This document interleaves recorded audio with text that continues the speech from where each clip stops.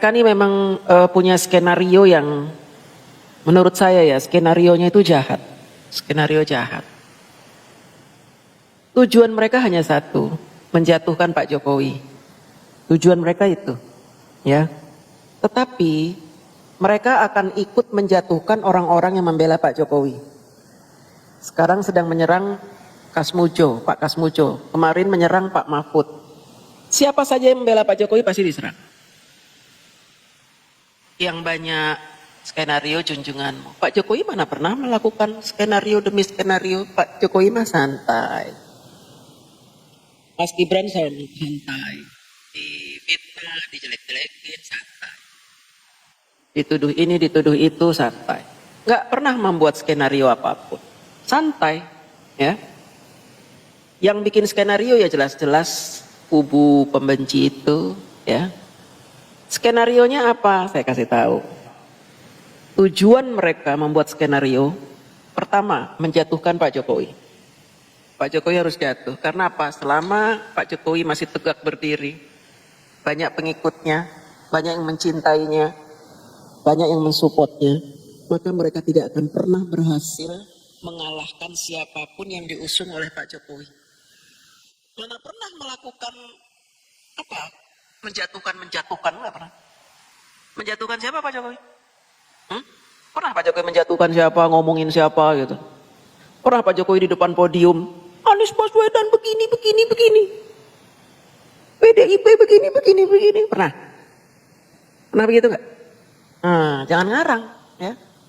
Kalau bicara itu berdasarkan data dan fakta. Saksinya masih banyak kok. Ini mungkin yang nonton live saya juga menyaksikan Pak Jokowi tidak pernah melakukan apapun. Beliau justru diam tapi diserang. Diam dan diserang beliau itu. Kemudian yang kedua, tujuannya apa setelah menjatuhkan Pak Jokowi? Menguasai Indonesia. Ini Indonesia ini lagi diperebutkan. Diperebutkan oleh siapa? Oleh orang-orang itu yang membenci Pak Jokowi itu. Karena apa? Selama Pak Jokowi memimpin bangsa ini, mereka kehilangan banyak. Pak Jokowi ketika pertama kali memimpin negeri ini, mereka meremehkan. Jokowi. Siapa dia itu? Anak tentara bukan, anak pejabat bukan. Dia bonekanya PDIP itu. Gampang kita setir. Itu kata mafia-mafia ya yang menguasai Indonesia puluhan tahun. Yang akarnya sudah kemana-mana. Yang mereka itu ketika memperebutkan Indonesia itu cakar-cakaran. Makanya dulu ada istilah cicak buaya. Masih ingat kan? Nah itu. Mereka berlomba-lomba bersaing secara tidak sehat. Ketika Pak Jokowi memimpin negeri ini diremehkan. Pak SBY aja bisa kita kerjain. Kata mereka, Pak Harto aja gampang. Kita mengeruk hasil kekayaan Indonesia di zaman Pak Soeharto. Mengeruk kekayaan. Jadi kalau ada Undang-Undang Dasar 45 yang mengatakan kekayaan hasil alam Indonesia adalah milik seluruh rakyat Indonesia, milik mafia. Kekayaan bangsa milik mafia, ya, bukan milik rakyat Indonesia. Makanya mereka dengan sangat dulu itu gagah. Kalau ada yang mempolisikan, justru yang mempolisikan yang dipolisikan. Kalau mereka dilaporin, justru mereka itu dilaporin. Wah gagah-gagahan, wah rebutan. Ini cakar-cakaran. Rebutan. Pak Jokowi diremehkan sama mereka. Soeharto aja bisa kita kerjain. SBY kecil. Ini tiba-tiba Jokowi jadi presiden. Bentaran jadi presidennya 2015 out dia. Kata si mafia-mafia ini. Keok 2015.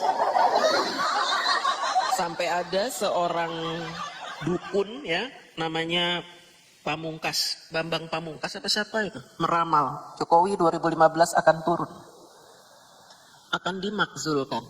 Karena apa? Dianggap lemah Jokowi itu, dianggap Jokowi pelongo ya, bisa apa-apa deh, ngomongnya pakai baju aja salah-salah, pakai jas aja malu-maluin, hina dinye Pak Jokowi dulu. Saya tahu banget itu ya. Muncul itu hinaan-hinaan sejak tahun 2014 ketika Pak Jokowi dilantik. Wah, udah mulai hinaannya. Apaan presiden kayak gitu, bajunya, jasnya begitu nggak pantas. Nggak pantas pakai jas itu presiden. Wah, dunia banget tuh. Pokoknya diledekin, dibully habis Pak Jokowi ya. Habis diledekin. Presiden kayak gitu gampang. Kita pelecehin gampang. Nggak taunya 2015 Pak Jokowi gagal dijatuhkan, 2016 gagal dijatuhkan, 2017 Pak Jokowi mengeluarkan kebijakan-kebijakan yang membuat mereka kalang kabut. Mafia-mafia yang tadinya bertaring, berkuku, patah taringnya, kukunya patah. Kebingungan mereka. Mereka bikin pertemuan, meeting, ngobrol sama teman-teman sesama maling-maling itu. Gila itu orang. Ternyata yang kita anggap orang lemah, plonga-plongo, lebih gila dia dari Soeharto. Mati kita kalau udah dia terus.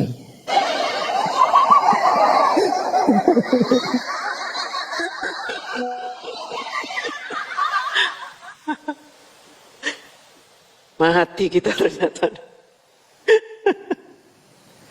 Pak Jokowi ketika menjadi presiden, apa yang menjadi concernnya Pak Jokowi? Undang-undang. Pak Jokowi ingin ubah undang-undang. Undang-undang yang membuat rakyat terjepit diubah. Peraturan-peraturan yang membuat mafia-mafia dengan leluasa mengeruk kekayaan alam diubah.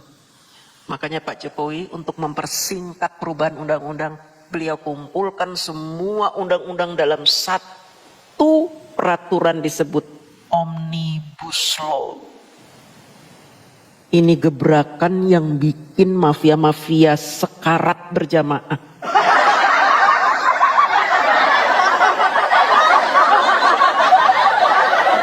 Akhirnya para mafia itu mengeluarkan banyak uang. Untuk apa? Membayar demonstran-demonstran.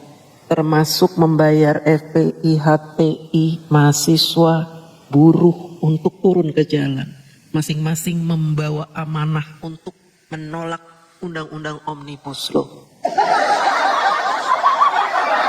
Bingung mereka mau mencari-cari. Lu pelajarin undang-undang Minerba. Pelajarin lo undang-undang tentang Minerba. Tolak gitu. Tolak itu. Karena kalau undang-undang Minerba itu ditandatanganin, ya, RUU Minerba itu ditandatangani, mati kita, nggak punya duit lagi. Dicari-carilah, diaduk-aduk, dicari-cari mana nih pasal yang bisa kita bikin demo nih. Mana nih pasal-pasal yang bisa bikin kita demo nih, mana nih, 1, 2, 3, 4, 5. Pusing keliengan ketua demonya, karena apa? Rata-rata yang jadi ketua demo orang-orang tolol, nggak pernah sekolah. Nggak ngerti undang-undang. Bingung, buruh mendemo undang-undang ketenagakerjaan. Ketika ditanya ngapain kamu demo dek, ngapain kamu? Kita ikut-ikutan aja, kita kan dibayar. Kayak gitu kelakuannya demo. Dibayar untuk menolak undang-undang Omnibus Law. Dan upaya mereka karena terus-menerus di demo, ya, bertahun-tahun di demo, akhirnya apa? MK membuat keputusan menunda penandatanganan undang-undang Omnibus Law. Itulah mereka. Ketika negara dibuat kacau, akhirnya undang-undang yang sedemikian bagus untuk menyelamatkan Indonesia pun dibatalkan oleh MK. Karena apa? Dianggap undang-undang tersebut menimbulkan gejolak. Hal inilah yang digunakan oleh para mafia. Ya, wah keren kita. Ternyata uang yang sudah kita gelontorkan membayar pendemo-pendemo ini berhasil menunda RUU Omnibus Law. Keren kita. Karena Pak Jokowi begitu berani melawan mereka dengan kecerdasannya. Akhirnya mereka tidak berhenti menjatuhkan Pak Jokowi.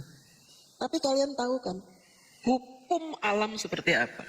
Orang baik, orang yang jujur, orang yang amanah, membela kepentingan rakyat, membela kepentingan umum, dan dia tidak memikirkan dirinya.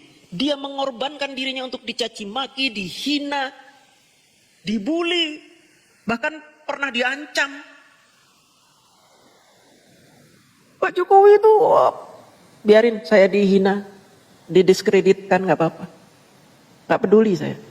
Yang penting Indonesia selamat dari mereka. Yang penting para mafia itu tidak berkutik lagi. Makanya Pak Jokowi itu sekarang terkenal sebagai seorang master of politician in the world. Tak terkalahkan politik beliau. Karena apa? Beliau berpengalaman digencet sana sini, tapi beliau terus merangsak maju, mengalahkan mereka. Dan akhirnya mereka satu persatu jatuh terkapar. Mau nggak mau mengikuti aturan pemerintah. Itulah hebatnya Pak Jokowi. Kalian tahu nggak, Pak Jokowi saat ini, walaupun diremehkan oleh kubu pembenci, dibilang ijazah palsu, dibilang ini itu, dibilang panik. Kalian tahu nggak? Padahal mereka itu sangat menganggap Pak Jokowi itu powerful, tak terkalahkan. Kenapa saya bilang begitu? Karena apa? Mereka bilang gini, kalau ijazah Pak Jokowi diperiksa di kepolisian, di Mabes Polri, kami menolak, nggak percaya, pasti akan dibantu. Pasti ada kong kali kong itu antara polisi dengan Pak Jokowi. Kalau UGM menyatakan bahwa ijazah ini asli, kita juga tolak, nggak percaya. Pasti UGM dibayar itu. UGM nggak mungkin berani bilang Pak Jokowi ijazahnya palsu, nggak mungkin. Dan mereka terus-menerus mengatakan itu. Karena apa? Karena mereka tahu Pak Jokowi itu orang hebat. Begitu ya. Makanya mereka ketakutan, nggak percaya polisi, nggak percaya UGM, nggak percaya pengadilan, bahkan nggak percaya pengadilan. Pengadilan ini tidak adil, emosi, tidak percaya terhadap semuanya. Bahkan undang-undang yang sudah menetapkan bahwa sebuah dokumen bisa dinyatakan palsu hanya oleh lapor kepolisian, mereka tolak, nggak percaya undang-undang. Tapi ketika mereka bicara soal undang-undang keterbukaan informasi, mereka bawa undang-undang. Jadi kalau ada segala sesuatu yang menguntungkan mereka, mereka pakai. Kalau yang mereka anggap merugikan mereka, mereka nggak percaya. Kalau memang nggak percaya, ngapain mereka tinggal di Indonesia? Tinggal aja sana di Amazon situ ya. Biarin hidup bareng sama kuntilanak, genderuwo, buaya sama itu anaconda, motor gitu.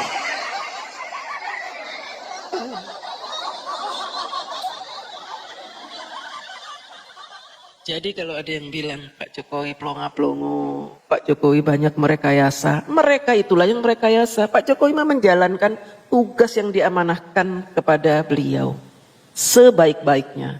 Walaupun dari kiri kanan menembakkan panah-panah fitnah, nggak peduli, jalan terus. Nggak apa-apa saya difitnah, terus maju terus. Mereka itu gerombolan HTI, betul. Suruh ketarim aja tuh mereka. Hidup ditarim. Betul juga pihak UGM. Nah itu. Sekarang saya tanya, kita mau ngelamar kerjaan, ada perusahaan pembuat biji-biji salak gitu ya. Mana ijazahnya? Ijazahnya ada di rumah Pak. Ya udah, mana itu ijazah yang fotokopian? Nih Pak. Oh nggak ada legalisirnya. Harus dilegalisir kalau fotokopi. Ya udah Pak, nanti saya ke sekolahan saya dulu Pak. Sekolahannya dia dilegalisir, cap. Kasih ke HRD-nya. Nih Pak. Ah nggak percaya saya ini legalisir sekolah kamu. Ya udah Pak, telepon aja tuh nomor teleponnya tuh Pak. Nggak percaya saya, ya udah saya telepon. Pak, ini bener nih. Si Tarno ini lulusan sekolah Bapak. Iya betul Pak. Coba sama nggak nomor ijazahnya? Nomornya 201 Pak. Oh iya sama, tapi saya nggak percaya Bapak jangan-jangan dibayar sama Tarno nih. Saya nggak percaya walaupun nomornya sama. Nggak percaya saya. Itu si Tarno yang lagi ngelamar kerja kan menganggap bahwa HRD-nya itu gila. Oh ya gila dong. Sekolahnya udah bilang asli. Udah ijazahnya nomornya sama. Nomornya sama, nomor induknya sama, tulisannya sama, dibilangnya nggak percaya, katanya sekolahnya dibayar sama si Tarno. Itu kan gila ya, stres. Begitu aja lah analoginya ya. Analoginya seperti itu. Jadi orang-orang yang mempermasalahkan ijazah Pak Jokowi ini orang-orang gila, stres berat. Ya. Kenapa mereka ini stres? Karena terlalu lama menjatuhkan Pak Jokowi, gagal terus. Gagal terus menjatuhkan Pak Jokowi. 2014, 2015 nih dimulai, gagal. 16 gagal, 17 gagal, 18 gagal, 19 gagal. Tahun 2020 apalagi karena Pak Jokowi sudah merangkul Pak Prabowo. Oh kalau gitu harus disikat ijazahnya ini, muncul si Bambang Tri. Bambang Tri bikin pernyataan Pak Jokowi ijazahnya palsu. Dia menemukan ijazah Pak Jokowi palsu. Ujuk-ujuk nongol. Dari mana tuh dia nongol?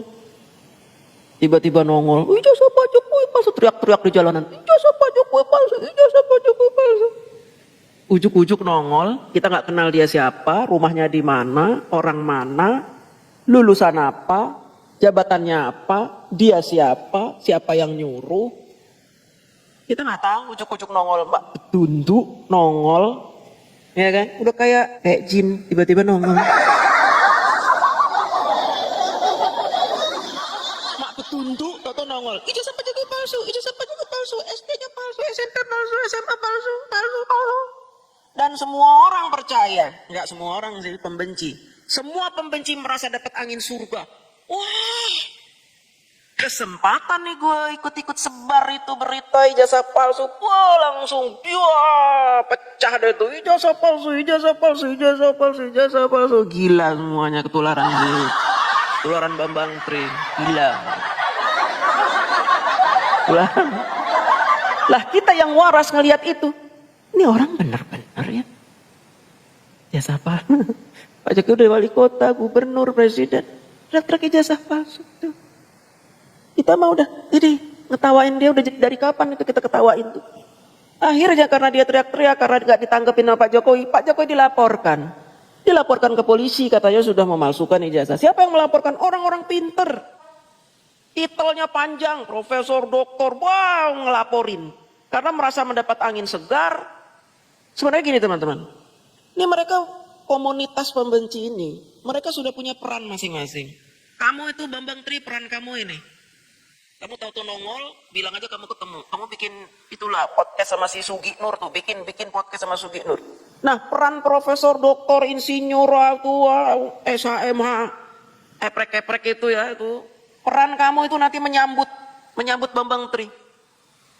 Pengacara-pengacara dari mereka menyambut, laporin langsung Pak Jokowi. Kalau sudah booming, sudah semua orang hampir bilang mempertanyakan, bingung, rakyat bingung, laporin ke polisi. Akhirnya dilaporinlah ke polisi. Pak Jokowi. Di sidang itu mereka tidak membawa bukti apapun selain hanya tuduhan-tuduhan. Bahkan sekolah Pak Jokowi SMP, SMA itu membawa guru-guru yang menyatakan Pak Jokowi asli sekolah di situ. Akhirnya apa? Bambang Tri dipenjara 2,5 tahun. Sugi Nur juga dipenjara 2,5 tahun dan membayar denda. Dan setelah itu terjadi, apa yang terjadi? Mereka kembali membumingkan. Wah, ini namanya kriminalisasi. Wah, ini emang diktator, Jokowi diktator, Jokowi diktator, Jokowi diktator.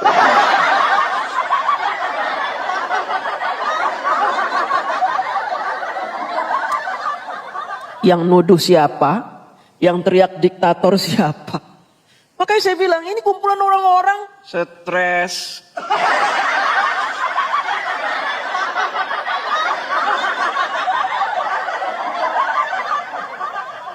Saya kalau menceritakan mereka ini, gimana ya mau nggak diketawain, lucu mereka itu, ya sangat lucu. Pak Jokowi dibilang ngaplong, tapi mereka ketakutan setengah mati waktu dilaporin. Si Padilah tiba-tiba ketabrak motor, bayangin, ketabrak motor, terus komentator netizen apa? Aduh, ketabrak motor gimana itu motornya, benjol nggak tuh motornya? Netizen bukannya mengkhawatirkan si Padilah, mengkhawatirkan motornya. Ada yang bilang lagi, kenapa nggak ditabrak pesawat ya, kenapa motor gitu. Lah emang dia kate burung, kan dia kampret katanya. Aduh kocak ya, tabrak motor. Terus si Tipa juga gemeteran ngomongnya. Tiba-tiba gemeteran. Saya tuh udah kayak orang gagu tiba-tiba ya. Katanya Pak Jokowi plongo-plongo, tapi ketika dilaporin kayak orang gagu. Si Roy Panci juga begitu, cari simpati kemana-mana. Kemudian si Rismon minta bantuan kemana? Petamburan. Sungkem, ya Bib, minta supportnya Bib. Terus datang lagi ke Kesultanan Yogyakarta minta disupport, coba. Apa hubungannya Kesultanan Yogyakarta? Mau diadu domba dengan Pak Jokowi? Ya nggak bisa, gimana sih?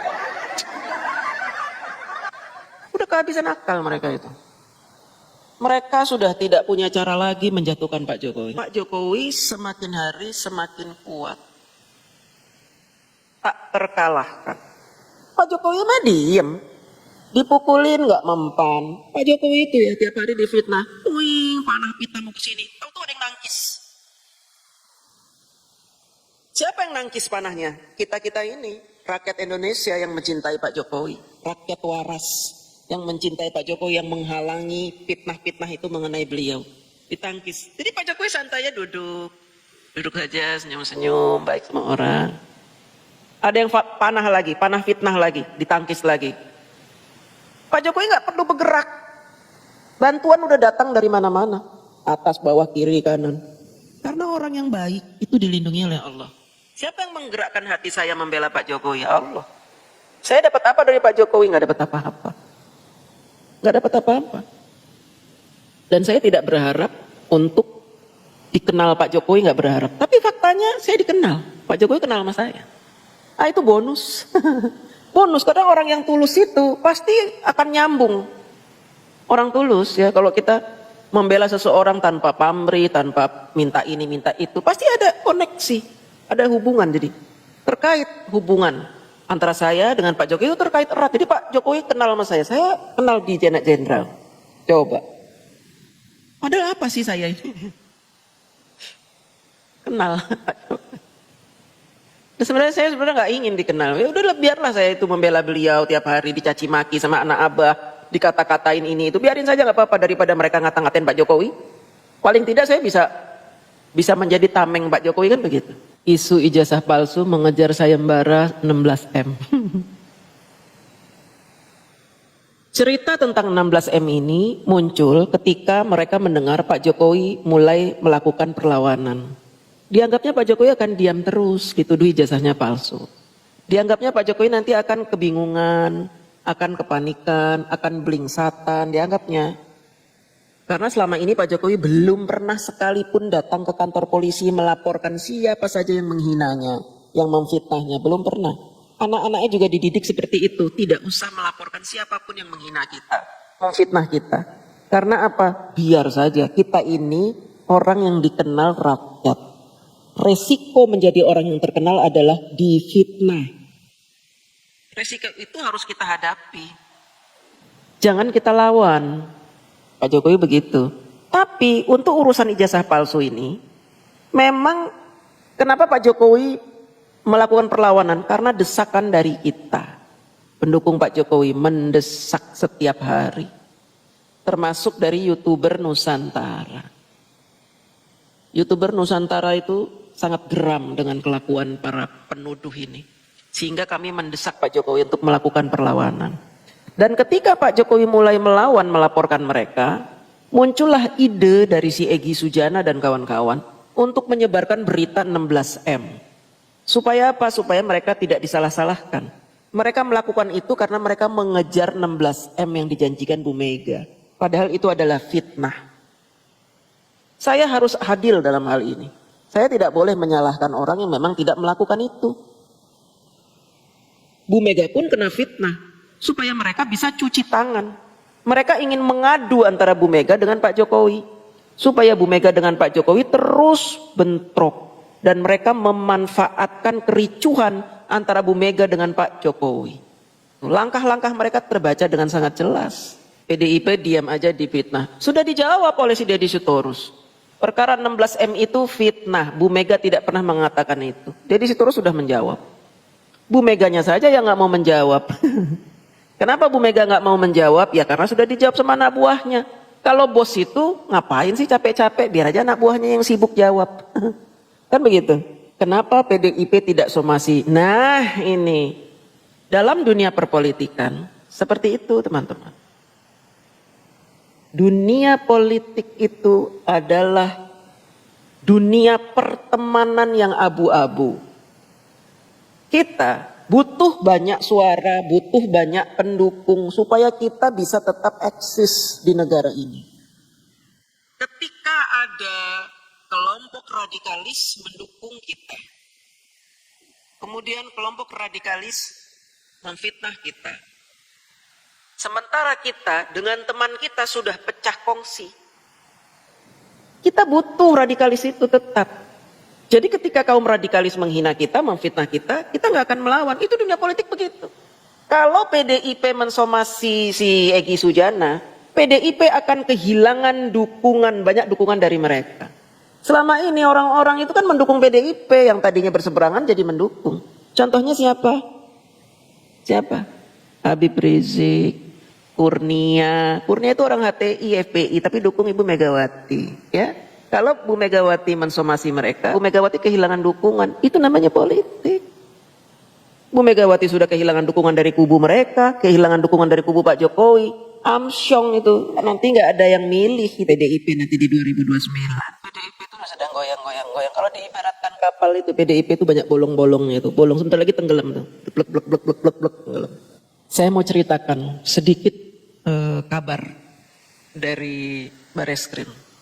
Saat ini Riza Fadilah itu, iya ya Riza Fadilah ya, si Fadilah kakek-kakek itu yang ketabrak motor itu, sedang diwawancara, sedang dilakukan BAP penyidikan. Jika seseorang itu layak untuk ditahan sebagai tersangka, maka ketika diumumkan di muka publik, namanya akan disingkat. RS, RH, ES, disingkat-singkat. Namanya disingkat-singkat SIS ini. Itu artinya apa? Artinya mereka punya kans untuk menjadi tersangka kuat. Kemudian ketika mereka BAP dengan polisi dan tidak keluar, stay di situ sampai pagi, sampai besoknya nggak keluar, artinya mereka langsung dijadikan tersangka dan ditahan. Modar kan? Saya dapat kabar si kakek-kakek itu hari ini belum keluar, sampai jam segini belum keluar. Tadi kan di BAP dari pagi jam 10, ini jam berapa nih? 23.42, belum keluar. Saya curiga aja sih, ini orang bakal langsung jadi tersangka. Motor kan? Mampus loh. Hari ini dia datang, tapi nggak keluar. Ditungguin wartawan nggak keluar. Berarti artinya dia bisa jadi tersangka itu. Di kantor polisi begitu teman. Kenapa saya tahu ya? Tahu lah. Tahu saya. Nah, kalau wartawan menyebutkan nama langsung, Abraham Samad dipanggil ke kepolisian gitu, nggak disingkat, dipanggil Abraham Samad, berarti status dia adalah saksi, ya. Tapi mangkir ya, walaupun saksi mangkir, udah ketakutan dia. Gemeter juga si Abraham Samad tuh ya. Ketua KPK baru dipanggil jadi saksi aja kebeteran ya. Kau usah takut sama Jokowi, kita dikriminalisasi, kita lawan, kau usah takut. Dipanggil mau di BAP, mangkir. Pengecut ternyata ya. Namanya aja keren, Abraham Samad, pengecut. Jadi kalau namanya nggak disingkat, dia hanya saksi. Kalau disingkat-singkat ES, RS, penjara loh. Kurang ajarnya lagi, teman-temannya bukan saling support, tenang aja kita nggak apa-apa di penjara, nanti kita bayar aja pengadilan biar bisa keluar gitu ya, harus support gitu ya. Ini enggak, ntar kalau di penjara ya, ntar masuk ke ruangan 2x3 tuh, keluar tikus tuh, tiap hari tidur sama tikus. Lo berak di situ, makan di situ, keluar tikus dari lubang itu lo, malah ditakut-takutin. Support itu temennya mau di penjara malah takut-takutin tikus. Iya, ngayal dia ntar. Waduh, pada pucet itu si Rismon pucet. Kalau si Panci kan udah pernah di penjara, jadi dia agak-agak pucet. Aduh gimana gue nih, penjara lagi gue ini, aduh lemes itu sih. Makanya mereka nih sekarang sedang memprovokasi rakyat untuk menolak hasil lapor, untuk menolak hasil pengadilan, untuk melawan. Mereka sedang memprovokasi rakyat lah, supaya rakyat marah, emosi. Wah Jokowi, wah kriminalisasi,